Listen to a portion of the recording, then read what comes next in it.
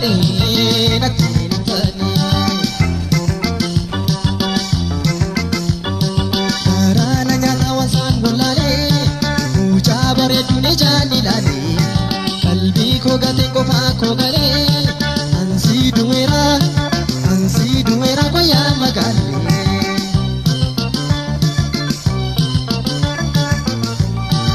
Garaana nyaata wansaan gollaalee mucaa bareeduun ijaan ilaalee qalbii koo gateen qofaa koo galee ansii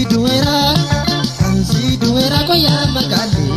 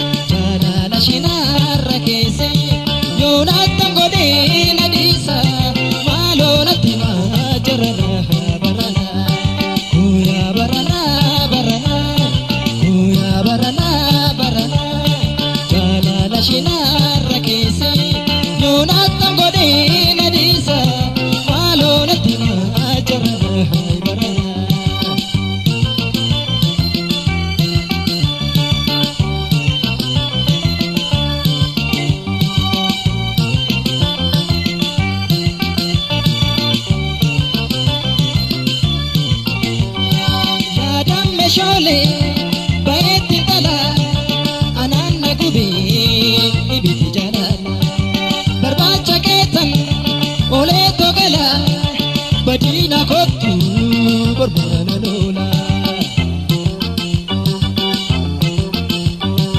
Ilkaan shee adii jishee boruu utuun hin argin gonkumaa loolu maaloo na gorsa warri fira shee natammateera jaalalishee.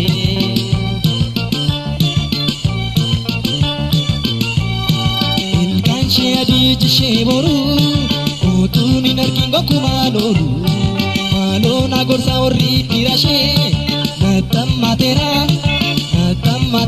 jaalalishee.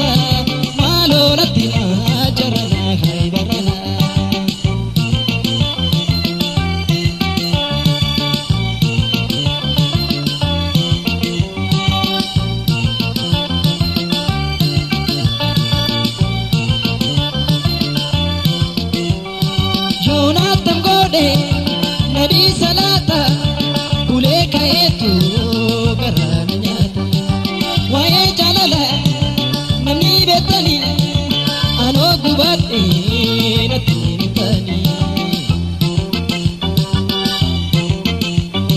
Garaana nyaata wansaan gollaalee mucaa bareeduun ijaan